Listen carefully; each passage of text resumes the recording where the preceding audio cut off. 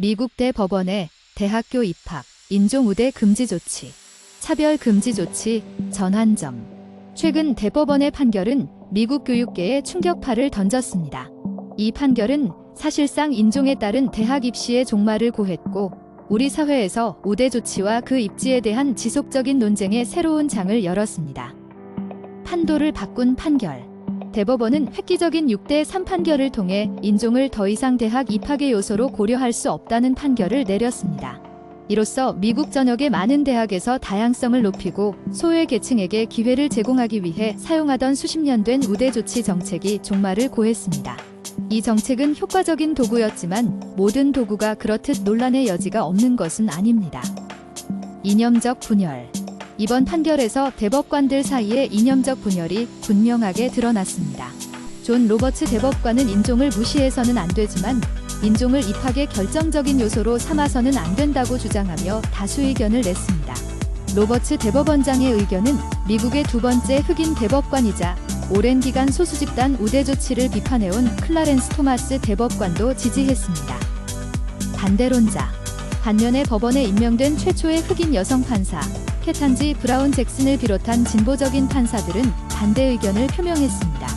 잭슨은 이번 판결을 우리 모두의 비극이라고 언급했습니다. 그녀는 역사적 인종 불평등의 지속적인 영향을 강조하며 이번 판결이 교육에서 인종 불평등을 더욱 고착화할 것이라는 우려를 표명했습니다. 외부의 목소리. 이 획기적인 판결은 법원 밖에서도 광범위한 반응을 이끌어냈습니다. 조 바이든 미국 대통령은 이번 판결에 강력히 반대한다는 입장을 분명히 했습니다.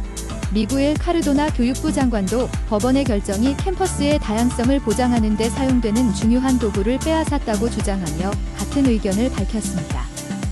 대학 입학의 미래?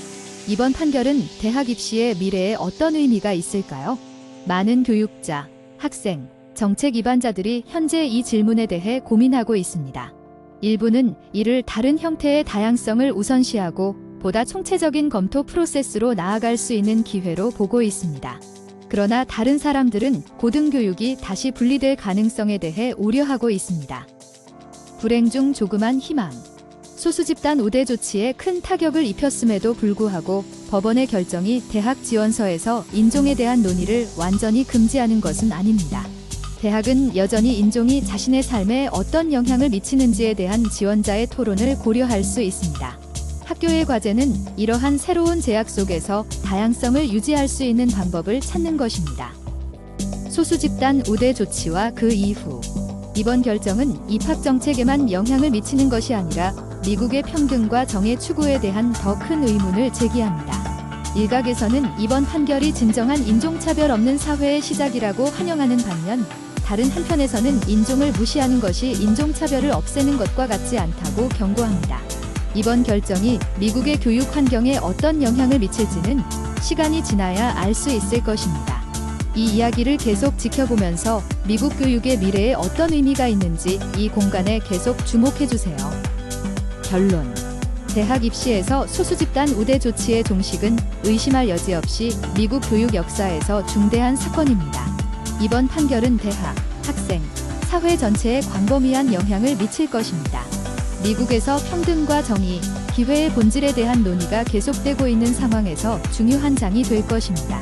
모두에게 동등한 기회를 제공하고 청소년들이 다양하고 포용적인 사회에 대비할 수 있는 교육 시스템을 구축하는 궁극적인 목표를 기억해야 합니다.